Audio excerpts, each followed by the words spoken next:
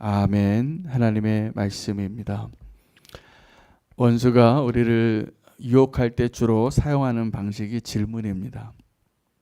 최초에 우리가 범죄할 때도 질문을 했습니다. 뱀이 와서 정말 이거 먹지 말라고 하나님이 하셨냐고. 네, 먹지 말라고 했습니다. 그리고 그 먹으면 어떻게 된다라고 대답을 하나님께서 해주셨을 때 하나님의 말씀은 정령 죽으리라 였습니다. 그런데 첫 번째 이 질문과 대답을 하는 그 사이에서 사람이 여자였습니다. 하와가 무너진 겁니다. 아주 작은 대답을 잘못했어요. 그냥 이 하나님이 정하신 그 과실을, 선과 악을 구별하는 그 과실을 먹지 말라, 먹으면 정령 죽으리라, 이게 하나님의 말씀이었는데 먹지도 말고 만지지도 말라라는 하나의 약간 바뀐 대답을 해요. 그 대답이 하나님의 말씀을 온전케 한 것을 약간 변형시킨 거였습니다. 여러분, 우리가 사단과 대화를 할 때 우리가 아주 작은 부분을 온전한 말씀과 진리 위에 서지 않고 내 생각을 더하거나 빼거나 아니면 내 감정의 느낌이나 생각으로 하나님의 말씀을 약간만 바꿔도 결과는 우리가 상상을 초월하는 결과가 될 수 있습니다. 굉장히 위험한 지경에까지 이르게 되는 것입니다. 그게 무슨 말이냐면 우리가 진리를 떠나면 그렇게 된다라는 것입니다. 우리가 범죄할 때도 이 사단이 그 질문을 통해서 우리로 하여금 범죄하게 했는데, 범죄한 후에는 어떨까요? 네, 감당할 수 없습니다. 훨씬 더 많습니다. 그래서 사단은 우리가 온전하지 못했던 어떠한 부분들, 말과 행동과 모습들 속에서 우리의 연약함을 가지고 우리를 충분히 무너뜨릴 수 있습니다. 그것이 지금도 일어나고 있습니다. 오늘 본문은 사실은 로마서 8장 이제 결론 부분인데 그 앞에 전제가 있습니다. 모든 사람이 죄를 지었다는 데서 시작한, 그리고 하나님의 구원의 계획에 대해서 오직 믿음으로, 은혜로 우리가 구원받는 것에 대해서 바울이 논리적으로 이야기를 하는데 8장 앞에 7장에서 8장 그럼에도 불구하고 그 하나님의 선하신 뜻을, 성령의 뜻을 알고 있음에도 불구하고 한 곤고한 사람이 있었습니다. 내가 원하는 바 선을 행하지 아니하고 내가 원치 아니하는 바 악을 행하는 나를 발견하는 거예요. 그래서 우리 안에는 그렇게 성령의 생명의 법을 따라서 선한 일을 하고 싶은 내 모습이 있고, 하나님 아는 사람들 중에서 내가 원치 않지만 그렇게 죄를 지을 수밖에 없는 육신의 모습이 있는 것입니다. 옛사람이죠. 그런데 이것이 왜 그러냐 하면 사단이 끊임없이 잡아당기는 거예요. 송사와 고소로.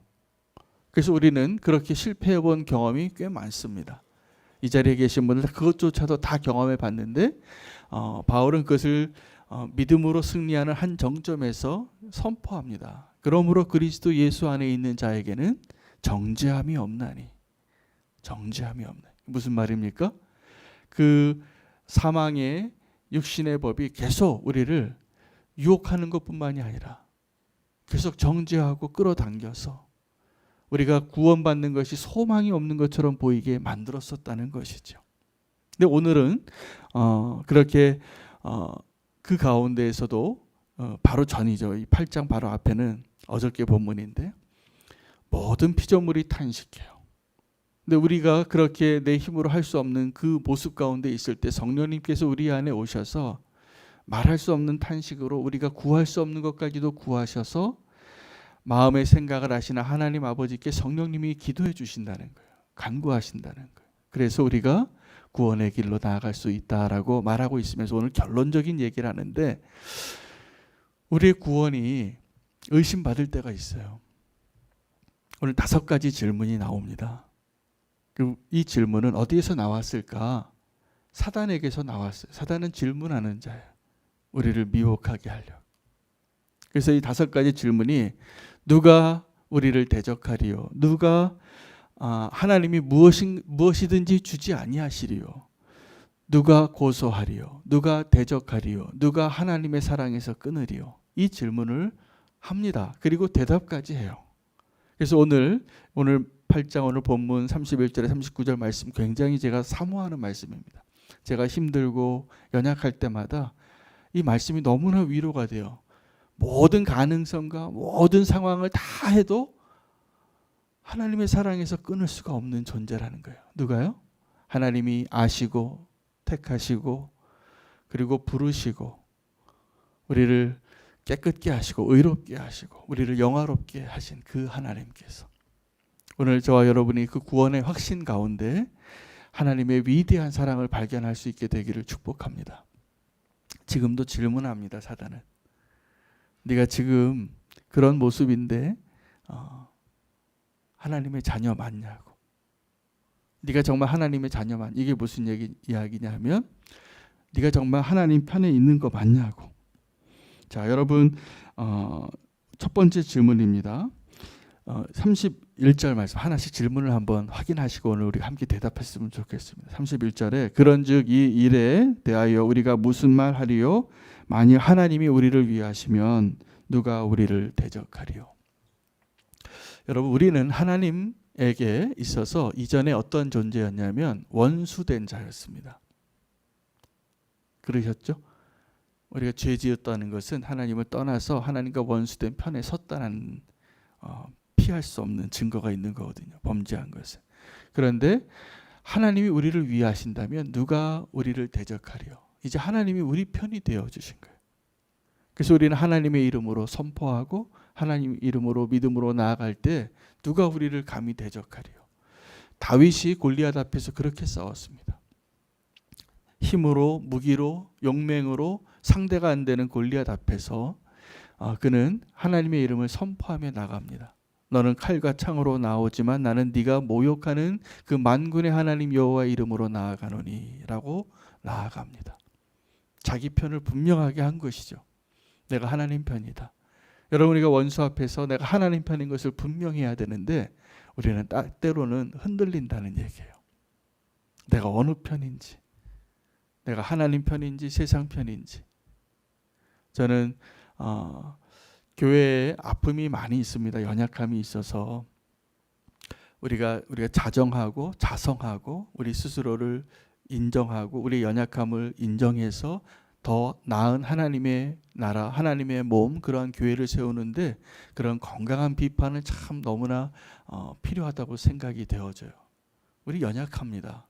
그래서 인정할 수 있는 게 훨씬 하나님이 기뻐하시는 일일 거예요.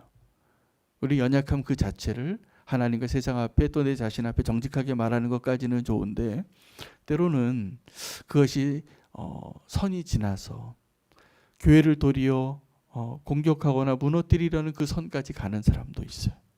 좀 안타까운 마음이 들 때도 있습니다. 우리가 하나님 편에서 하나님의 은혜로 서는 것을 꼭 기억하시기 바랍니다. 그래서 교회에 상처가 많은 분들이 많은데 우리가 교회에 상처가 많죠. 아마 목사님들이 제일 많이 상처를 주지 않았을까 싶습니다.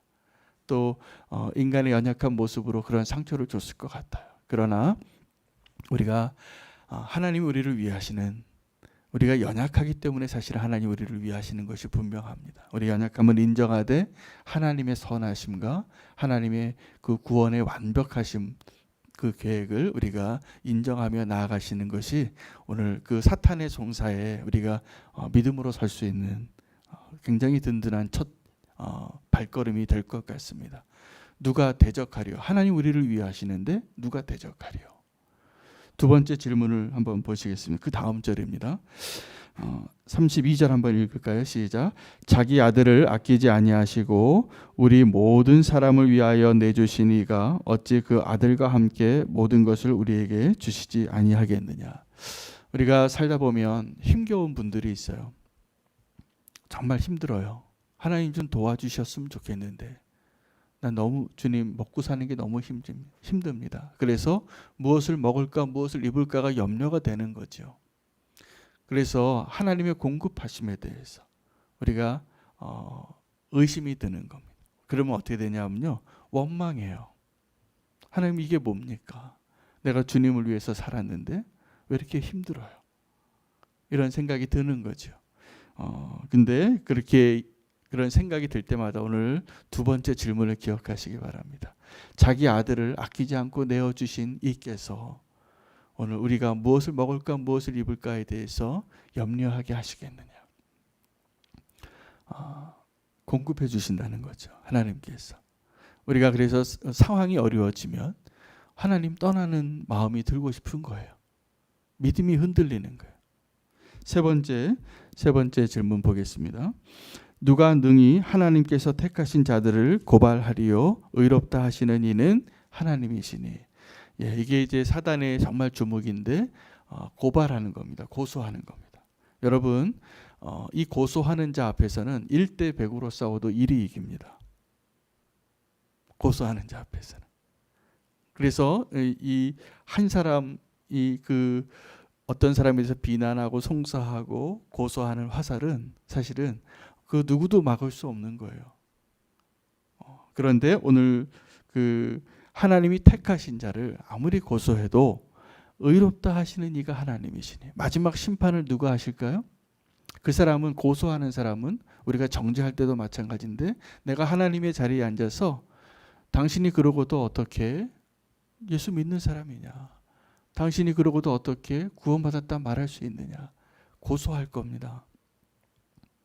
그러나 하나님이 의롭다 하셨는데 여러분 그 믿음이 뻔뻔한 게 아니라 믿음이에요. 근데 그 사탄은 분명히 그렇게 얘기할 겁니다. 너 되게 뻔뻔하다. 뻔뻔하다.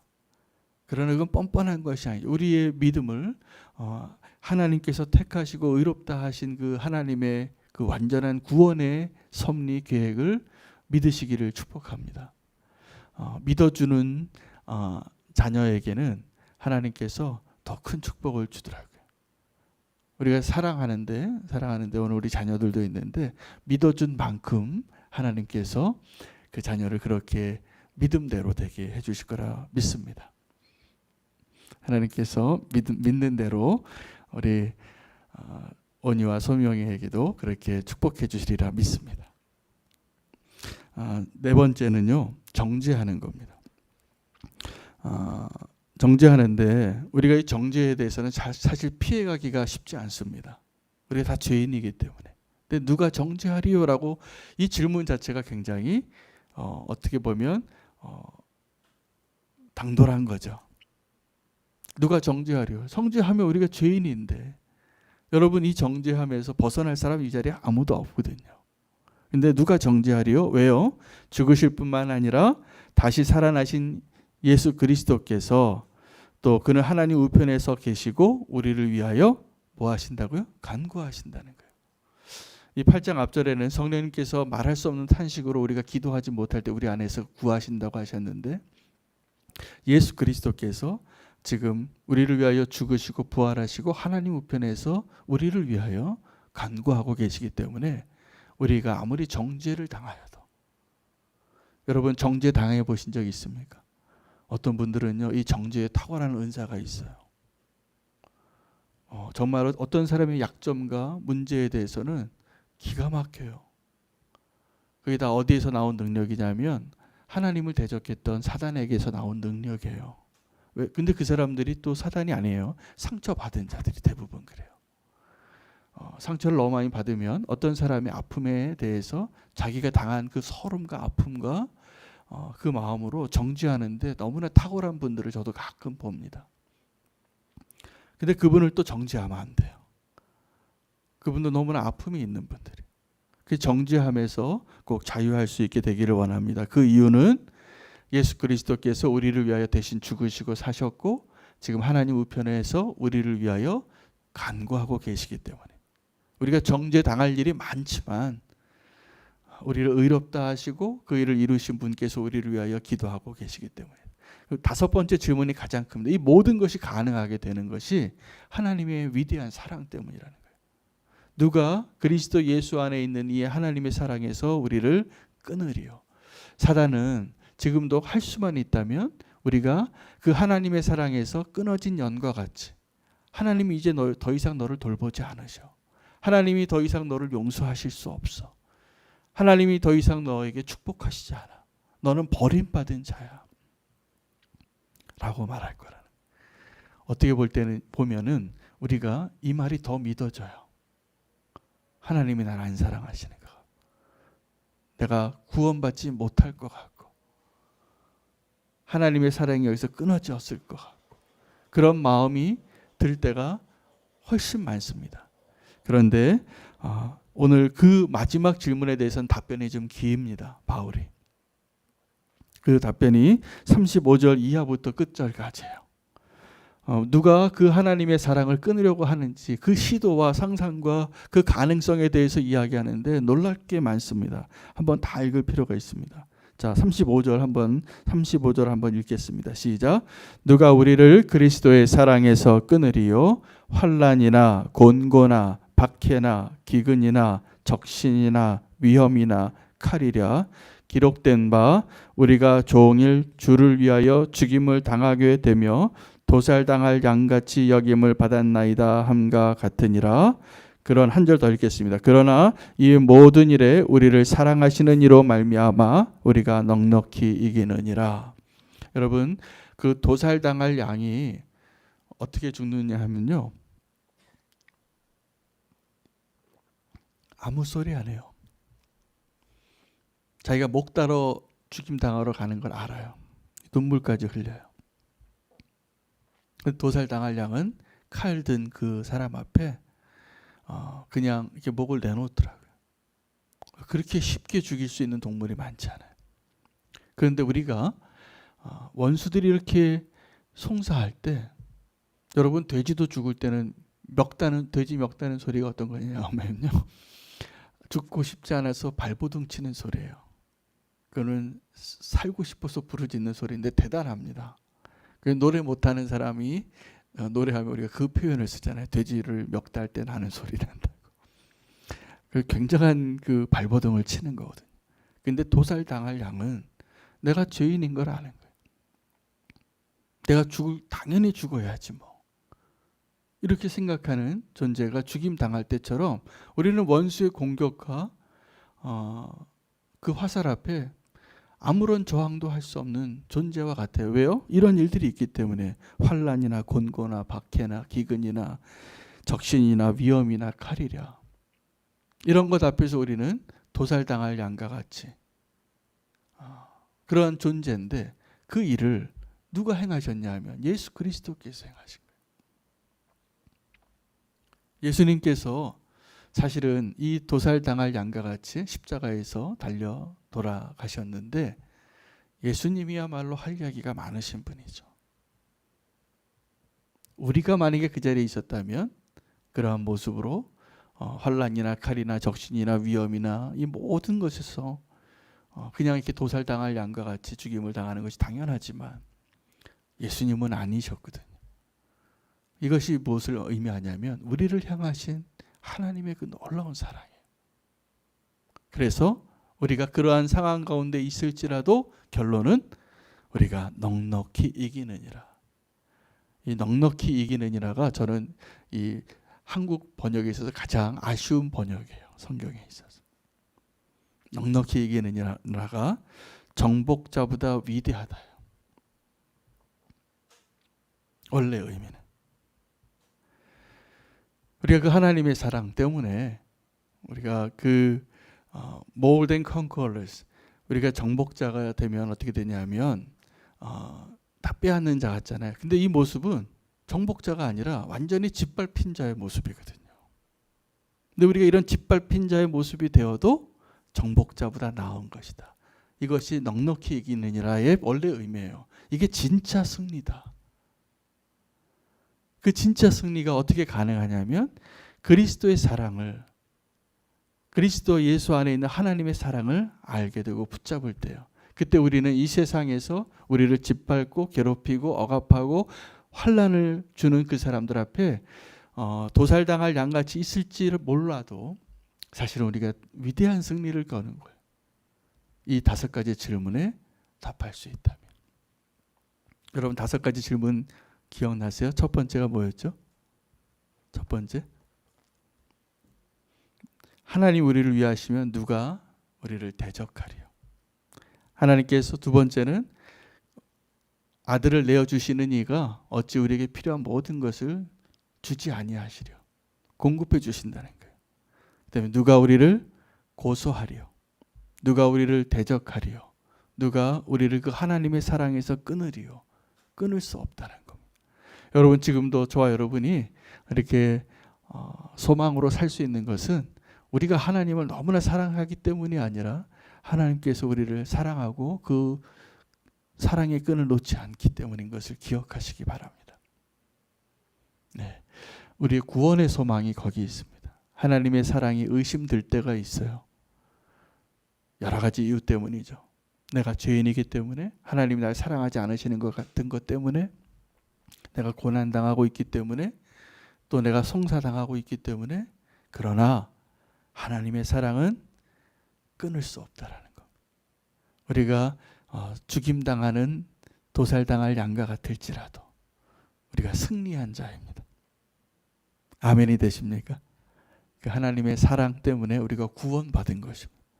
우리 구원의 근거가 하나님의 사랑이 있다는 것을 결론 내어주고 있습니다. 그 누구도 어떠한 피조물도 어떠한 존재도 나중에는 아주 형이상학적인 표현까지 다 동원시켜요. 높음이나 깊음이나 천사들이나 권세자들이나 현재일이나 장래일이나 그 어떠한 것도 그리스도 예수 안에 있는 하나님의 사랑에서 우리를 끊을 수 없느니라. 여러분을 그렇게 하나님이 사랑하십니다. 기도하시겠습니다. 주님, 우리가 오늘 마땅히 질문해야 할 것들을 질문하고 믿음으로 답변하게 하여 주시니 감사합니다. 그 어떠한 것도 하나님의 사랑에서 우리를 끊을 수 없음을 말씀해 주시니 감사합니다. 그것이 우리의 소망이 되고 때로는 우리 마음 안에 정죄감과 거절감과 또 절망감이 있을 때마다 좌절한 우리들을 사랑하시고 위하시고 우리를 구원하시고 공급하시고 인도하고 계심을 의심하지 않겠습니다. 주님, 오직 믿음으로 그 하나님의 사랑을 바라보고 의지하겠습니다. 오늘 이 시간에도 그 정죄감 속에, 그 거절감 속에, 그 절망감 속에 있는 성도들을 주님 일으켜 세워주시고 소망으로 주님 앞에 서게 해 주시옵소서. 예수 그리스도 이름으로 기도합니다. 아멘. 오늘 이 시간에 말씀을 붙잡으시고 함께 통성으로 기도할 때 두 가지 말씀 붙잡고 기도하시면 좋겠습니다. 첫 번째는 우리 가운데 믿음이 연약해서 의심이 드는 성도들을 위해서 우리가 함께 기도했으면 좋겠습니다. 또 하나는 고난 가운데 있는 성도들을 위해서 우리가 믿음으로 살기 위해서 지금 경험하고 있는 모든 어려움들을 잘 믿음으로 극복하게 해달라고, 의심 가운데 있는 성도님들과 또 고난 가운데 있는 성도님들을 주님 오늘 그 끊을 수 없는 그 사랑으로 붙잡아 주시고 도와주시옵소서. 주의 이름 부르고 기도하겠습니다.